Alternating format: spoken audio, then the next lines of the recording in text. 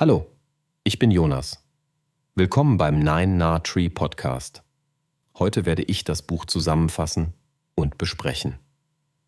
Welt in Aufruhr von Herfried Münkler ist eine umfassende Bestandsaufnahme der internationalen Ordnung im 21.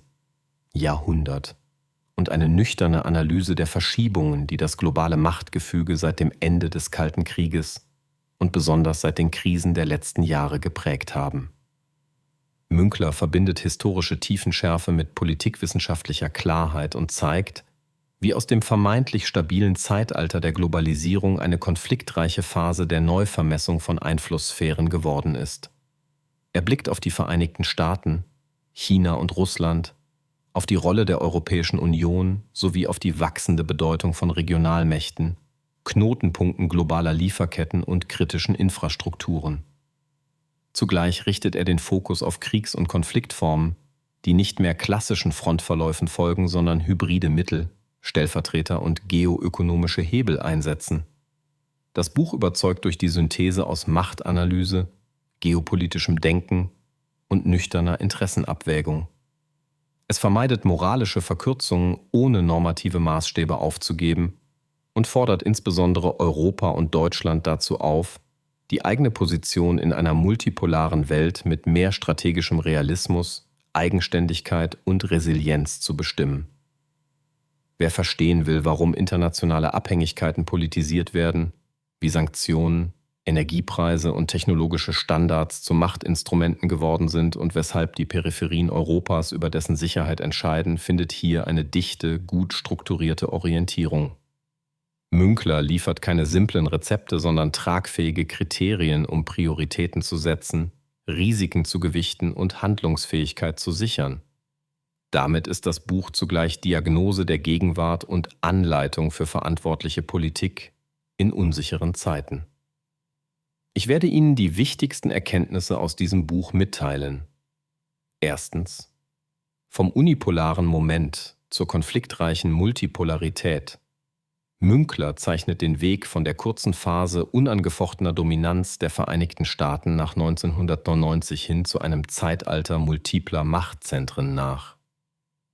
Der sogenannte unipolare Moment war geprägt von dem Glauben, politische und wirtschaftliche Verflechtungen würden automatisch zu einer stabilen, regelbasierten Ordnung führen. Diese Erwartung erwies sich als trügerisch, weil sie unterschätzte, dass Machtkonkurrenz nicht verschwindet, sondern sich in neue Formen kleidet. Chinas rascher Aufstieg, Russlands revisionistische Strategien und die wachsenden Ambitionen mittlerer Mächte haben den Rahmen verschoben. Der Rückzug der USA aus kostspieliger Weltordnungspflege bei gleichzeitigem Festhalten an zentralen Interessen schuf Grauzonen, in denen andere Akteure Räume besetzen konnten. Münkler beschreibt Multipolarität nicht als harmonisches Gleichgewicht, sondern als Wettbewerbsordnung, in der Regeln selektiv interpretiert werden und Legitimität zunehmend aus Erfolg statt aus Verfahren bezogen wird. Konflikte nehmen zu, wenn etablierte Mächte die Kosten ihrer Dominanz scheuen und Herausforderer die Gelegenheit sehen, bestehende Arrangements zu testen. Das zeigt sich im Indopazifik, im postsowjetischen Raum, im Nahen Osten und in Afrika. Multipolarität bedeutet dabei keine Gleichverteilung von Macht, sondern eine ungleiche Landschaft aus Schwergewichten, regionalen Ordnungsmachern und beweglichen Scharnierstaaten, die situativ koalieren. Dadurch wird Vorhersehbarkeit geringer und Hedging-Strategien verbreiten sich. Münkler betont, dass diese Lage strategische Geduld, klare Prioritäten und robuste Resilienz verlangt. Wer in multipolaren Konstellationen bestehen will, muss Abhängigkeiten managen, Interessen artikulieren und eigene Kapazitäten aufbauen, statt auf automatische Stabilisierung durch Institutionen zu hoffen. Er arbeitet heraus, weshalb die nächste Phase der Weltordnung weniger durch große Verträge als durch praktische Arrangements, Fähigkeiten und glaubwürdige Abschreckung geprägt sein wird. Multipolarität wird so zu einer Schule realistischer Politik, die Ambitionen mit Ressourcen abgleichen und komplexe Interdependenzen aktiv steuern muss. Zweitens: Imperiale Logiken und die Rückkehr der Einflusszonen. Kernbeitrag des Buches ist Münklers Rückgriff auf imperiale Denkmuster, um heutige Dynamiken zu erklären. Imperien im analytischen Sinn sind nicht nur historische Reiche, sondern Ordnungsgebilde, die Ränder stabilisieren, Kernzonen schützen und die Kosten kollektiver Sicherheitsbereitstellung tragen. Nach 1990 übernahmen die USA manche dieser Funktionen, ohne sie vollständig institutionell abzusichern. Mit dem Schwinden dieser Bereitschaft öffneten sich Räume für alternative Ordnungsentwürfe. Russland verfolgt in seiner Nachbarschaft eine Politik der Einflusszonen und begrenzten Souveränität anderer. China entwirft mit groß angelegten Infrastrukturinvestitionen, Handelsnetzen und technischer Standardsetzung ein Netz hierarchischer Abhängigkeiten, das ohne klassische Annexionen auskommt, aber faktische Steuerungsgewalt erzeugt. Münkler zeigt, wie diese imperialen Logiken in die Gegenwart übersetzt werden. Nicht formale Kontrolle, sondern die Fähigkeit, Verkehrswege, Ressourcenflüsse und Entscheidungsspielräume anderer zu beeinflussen, wird zur Währung der Macht. Gleichzeitig verschieben sich die Orte der Ordnungspflege. Die Peripherien werden zu Prüfsteinen. Wer Stabilität an Rändern sichern kann, definiert den Kern. Die Europäer erleben das an ihrer Ost- und Südflanke, wo Grenzregime, Migrationsströme, Energiepfade und Sicherheitsgarantien zusammenlaufen.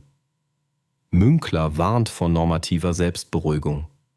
Ohne die Fähigkeit, Sicherheit als öffentliches Gut bereitzustellen, verlieren Akteure Einfluss auf Regelsetzung.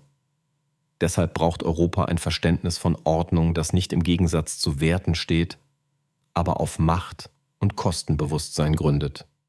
Er plädiert für eine Politik der abgestuften Verantwortung, Kerninteressen klar schützen, Ränder mit Partnern stabilisieren, Risiken teilen. Dieser imperiale Blick ist kein Aufruf zur Expansion, sondern eine Einladung, geopolitische Geometrien zu verstehen. Wer Einflusszonen ignoriert, wird von ihnen überrollt. Wer sie verantwortungsvoll gestaltet, kann Erosion und Eskalation begrenzen. Drittens. Kriegsformen des 21. Jahrhunderts. Hybridität, Stellvertretung und die Ökonomie der Gewalt.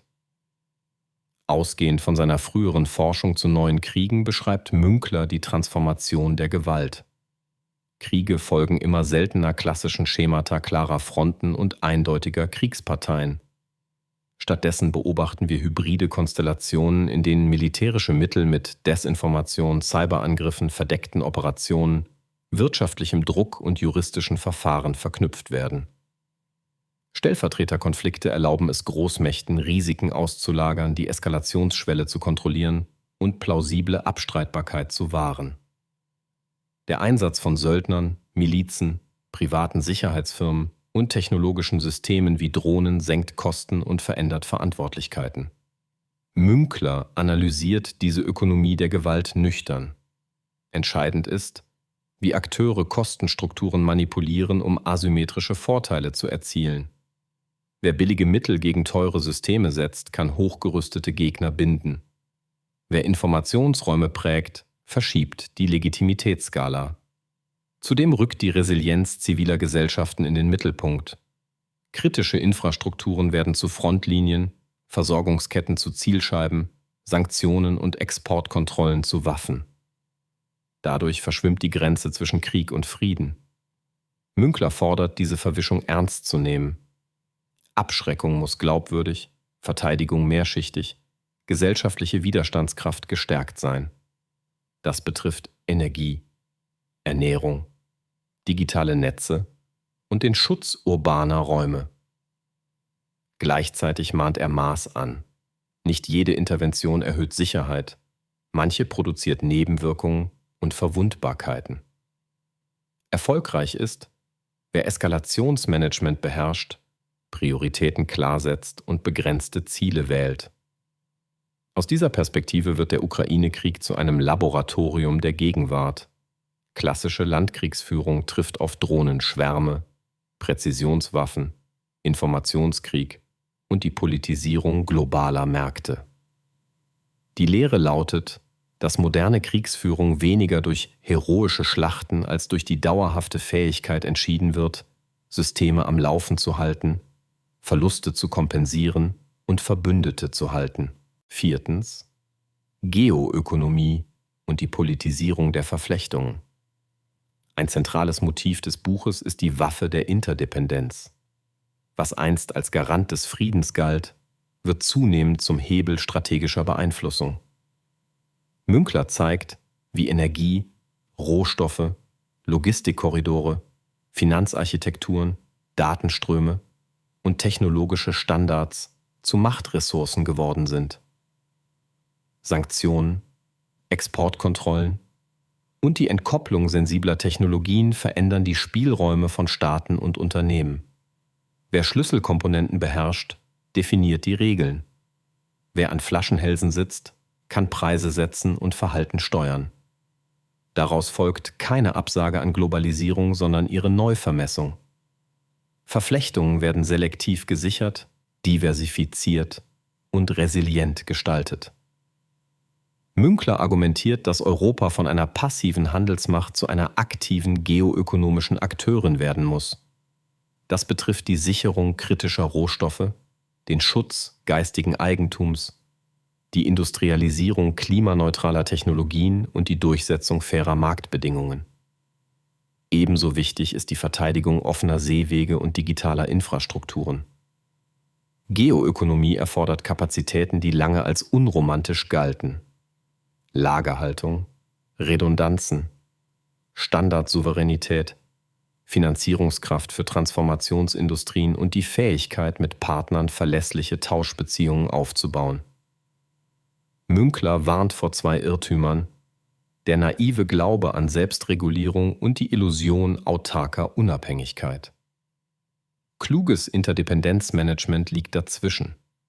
Es setzt auf robuste Lieferketten, auf Risikoaufteilung entlang von Allianzen, auf realistische Übergänge statt radikaler Brüche. Zugleich betont er die normative Dimension.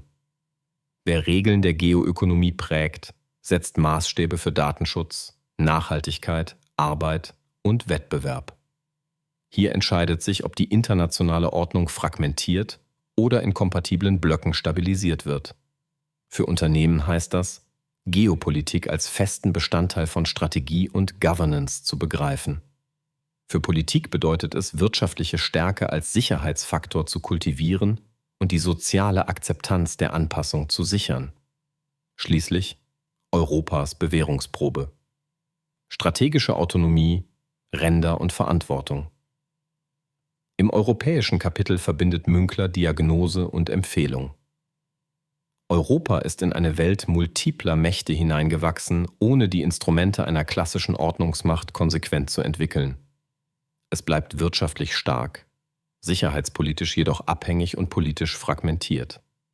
Die Zeitenwende macht deutlich, dass Wohlstand ohne Sicherheit nicht zu halten ist. Münkler plädiert für strategische Autonomie als Fähigkeit zur eigenständigen Lagebeurteilung, Prioritätensetzung und Handlungsfähigkeit, nicht als Abkehr von Partnern. Der Eckpfeiler ist die glaubwürdige Abschreckung in Europa, getragen von NATO und einer substanziell aufgewerteten europäischen Säule. Dazu gehören Rüstungskooperation, Munitions- und Instandhaltungskapazitäten, Schutz kritischer Infrastrukturen und die Fähigkeit, die östliche und südliche Nachbarschaft zu stabilisieren. Die Ränder sind Schlüsselzonen. Wer dort Sicherheit, Energieversorgung, Migration und wirtschaftliche Entwicklung zusammendenkt, begrenzt die Krisenanfälligkeit im Inneren. Münkler fordert Pragmatismus im Umgang mit Partnern jenseits der EU, inklusive abgestufter Integrationsangebote, die Interessen und Werte austarieren. Ebenso wichtig ist die industrielle Grundlage. Ohne wettbewerbsfähige Zukunftsindustrien, verlässliche Energie und kluge Regulierung bleiben politische Ambitionen leer. Münkler ruft dazu auf, knappe Ressourcen auf wenige strategische Projekte zu konzentrieren, statt sie zu verzetteln. Schließlich betont er die Bedeutung politischer Führung. In einer Welt der knappen Zeitfenster braucht Europa Entscheidungskraft, die nationale Horizonte übersteigt. Das verlangt Koalitionen der Willigen, die vorangehen und Nachzügler mitziehen. Europas Rolle in der Welt wird sich daran entscheiden, ob es vom Regelnehmer zum Regelsetzer zurückfindet, Risiken teilt und Lasten schultern kann. Die Alternative wäre eine Randfigur in Ordnungsprozessen, die andere definieren. Zusammenfassend: Welt in Aufruhr ist ein Buch für Leserinnen und Leser, die die internationale Politik jenseits von Tagesmeldungen verstehen wollen. Es richtet sich an Studierende, Fachleute aus Politik, Wirtschaft und Sicherheit, an Unternehmerinnen, Analysten, Journalistinnen und an ein breites Publikum, das Orientierung in unübersichtlichen Zeiten sucht. Münkler bietet keine bequemen Antworten, sondern tragfähige Leitlinien. Macht verstehen, Interessen klären, Abhängigkeiten steuern, Fähigkeiten aufbauen, Eskalationen begrenzen. Der besondere Nutzen liegt in der Verbindung von historischer Tiefenschärfe und praktischer Anwendbarkeit. Wer Entscheidungen trifft, braucht Kriterien, um Prioritäten zu setzen.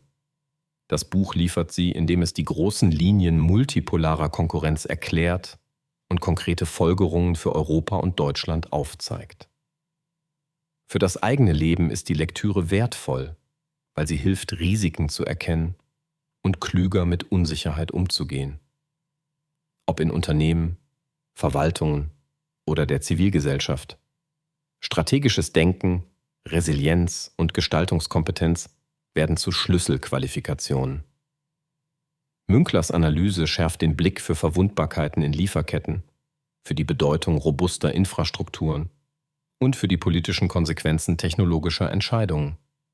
Sie stärkt die Fähigkeit, Nachrichten einzuordnen und populistische Kurzschlüsse zu vermeiden. Warum dieses Buch statt eines anderen kaufen? Weil es weder im Alarmismus noch in Beschwichtigung verharrt, sondern Maß und Mitte wahrt. Weil es die aktuelle Lage nicht isoliert beschreibt, sondern in lange Linien der Machtgeschichte einbettet. Und weil es Europa nicht als Zuschauer, sondern als Akteur denkt, der Verantwortung übernehmen kann. Münkler vereint analytische Klarheit, begriffliche Präzision und eine seltene Fähigkeit, Komplexität lesbar zu machen.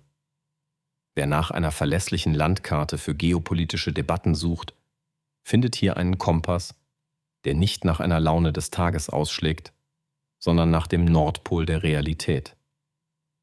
Wenn Sie unterstützen möchten, Herfried Münkler, können Sie das Buch über den Amazon-Link kaufen, den ich in der Podcast-Beschreibung angegeben habe. Lassen Sie mich nach dem Lesen des Buches wissen, was Sie davon halten, und teilen Sie Ihre Gedanken mit. Bis bald.